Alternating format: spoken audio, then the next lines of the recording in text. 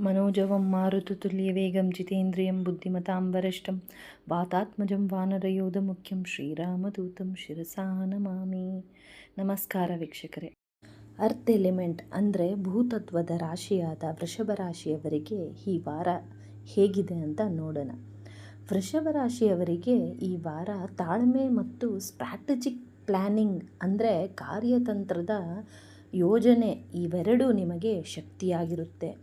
ಈ ವಾರ ಒಳ್ಳೆ ಅಭಿವೃದ್ಧಿಯನ್ನು ನೀವು ನಿರೀಕ್ಷಿಸಬಹುದು ಮತ್ತು ನಿಮ್ಮ ಪ್ರಗತಿಯನ್ನು ಆಫೀಸ್ನಲ್ಲಿ ಎಲ್ಲರೂ ಗಮನಿಸ್ತಾರೆ. ಪ್ರಮೋಷನ್ ಅಥವಾ ಹೊಸ ಅವಕಾಶಗಳನ್ನು ಸಿಗುವ ಸೂಚನೆಯು ಸಂಭವವಿದೆ. ಕೆಲಸದಲ್ಲಿ ನಿಮಗೆ ರೆಕಗ್ನಿಷನ್ ಅಂದರೆ ಗುರುತನ್ನು ತಂದುಕೊಡುತ್ತೆ ಈ ಸಮಯ. ಆದರೆ ಹೊಸ ಪ್ರಾಜೆಕ್ಟ್ನಲ್ಲಿ ನೀವೇನಾದರೂ ಕೆಲಸ ಮಾಡ್ತಾಯಿದ್ರೆ ನೀವು ತುಂಬ ಗಮನ ವಹಿಸಿ ಕೆಲಸ ಮಾಡಬೇಕಾಗುತ್ತೆ. ಈ ಸಮಯ ಆ ಥರ ಡಿಮ್ಯಾಂಡ್ ಮಾಡ್ತಾ ಇದೆ.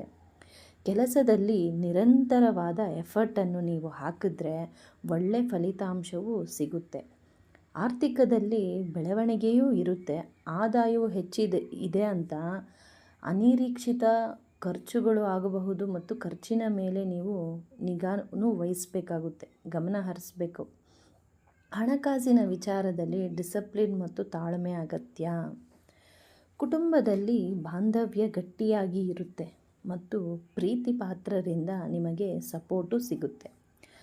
ಮತ್ತು ನಿಮ್ಮ ಸಂಗಾತಿಯೊಂದಿಗೆ ಮಿಸ್ಅಂಡರ್ಸ್ಟ್ಯಾಂಡಿಂಗ್ ಏನಾದರೂ ಇದ್ದರೂ ಅದನ್ನು ಬಗೆಹರಿಸಿಕೊಳ್ಳಲು ತಾಳ್ಮೆಯಿಂದ ಮತ್ತು ಶಾಂತಿಯಿಂದ ನೀವು ಬಗೆಹರಿಸ್ಕೊಳ್ಬೇಕಾಗುತ್ತೆ. ಈ ಸಮಯ ತುಂಬಾ ಅನುಕೂಲಕರವಾಗಿರುತ್ತೆ.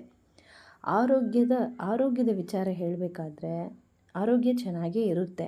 ಆದರೆ ಕೆಲಸದ ಒತ್ತಡವು ಇರೋದರಿಂದ ಪ್ರತಿದಿನದ ದಿನಚರಿಯನ್ನು ಡೈಲಿ ರೂಟೀನ್ ಇರುತ್ತಲ್ವಾ, ಎಚ್ಚರಿಕೆಯಿಂದ ನಿರ್ವಹಿಸುವ ಅಗತ್ಯನೂ ಇರುತ್ತೆ. ಚಂದ್ರನ ಸಂಚಾರ ನಿಮಗೆ ಮೂಡು ಏನೋ ಒಂಥರ ಇರುತ್ತೆ. ಯಾವ ಕೆಲಸದ ಮೇಲೇನೂ ಸ್ವಲ್ಪ ಇಂಟ್ರೆಸ್ಟ್ ಕಮ್ಮಿ ಆಗಿರುತ್ತೆ. ಆದರೆ ನೀವು ಸಮತೋಲನ ಮಾಡಬೇಕು. ಕೆಲಸದಲ್ಲಿ ಕೊಲೀಗ್ಸ್ ಜೊತೆ ಮಾತಾಡುವಾಗ ಇರಲಿ ಮತ್ತು ಮನೆಯವರ ಜೊತೆ ಮಾತಾಡುವಾಗ ಇರಲಿ, ಬ್ಯಾಲೆನ್ಸ್ನಿಂದ ನೀವು ಮಾತಾಡಬೇಕಾಗುತ್ತೆ. ಹೆಚ್ಚುತ್ತಿರುವ ವೃತ್ತಿಯ ಜವಾಬ್ದಾರಿಗಳಿಂದ ಆಯಾಸನೂ ಆಗಬಹುದು ಮತ್ತು ಒತ್ತಡಕ್ಕೆ ಕಾರಣವೂ ಆಗಬಹುದು. ಅದರಿಂದ ಸರಿಯಾದ ನಿದ್ರೆ ಆಗದೇ ಇರೋ ಥರ ಆಗೋಗುತ್ತೆ. ಡೈಲಿ ರೂಟೀನ್ನ ನೀವು ಡಿಸಿಪ್ಲಿನ್ನಲ್ಲಿ ಇದ್ದರೆ ಎಲ್ಲ ಜವಾಬ್ದಾರಿಗಳನ್ನು ಮ್ಯಾನೇಜ್ ಮಾಡ್ಕೊಳ್ಳೋಕ್ಕೆ ಸಾಧ್ಯ ಆಗಿ ತುಂಬ ಎನರ್ಜೆಟಿಕ್ ಆಗಿ ಫೀಲ್ ಮಾಡ್ತೀರಾ. ನಿಮಗೋಸ್ಕರ ಅಂತ ಸ್ವಲ್ಪ ನೀವು ಸಮಯನ ಕೊಡಬೇಕಾಗುತ್ತೆ. ನಿಮ್ಮ ಆಲೋಚನೆಗಳಿಗೆ ಕಾನ್ಸಂಟ್ರೇಟ್ ಮಾಡೋಕ್ಕೂ ನಿಮಗೆ ಸ್ವಲ್ಪ ಹೊತ್ತು ನಿಮ್ಮ ಜೊತೆ ನೀವಿರಬೇಕು. ಮತ್ತು ಬೆಳಗ್ಗೆ ಹೊತ್ತು ಸೂರ್ಯನ ಬೆಳಕು ತಗೊಳ್ಳಿ. ಪರಿಹಾರ ಹಸುವಿಗೆ ಆಹಾರ ಕೊಡಿ ಮತ್ತು ನಿಮ್ಮ ಇಷ್ಟ ದೇವರಿಗೆ ಆರಾಧನೆ ಮಾಡಿ ಅಥವಾ ಲಕ್ಷ್ಮೀ ಸ್ತೋತ್ರವನ್ನು ಹೇಳ್ಕೊಳ್ಳಿ.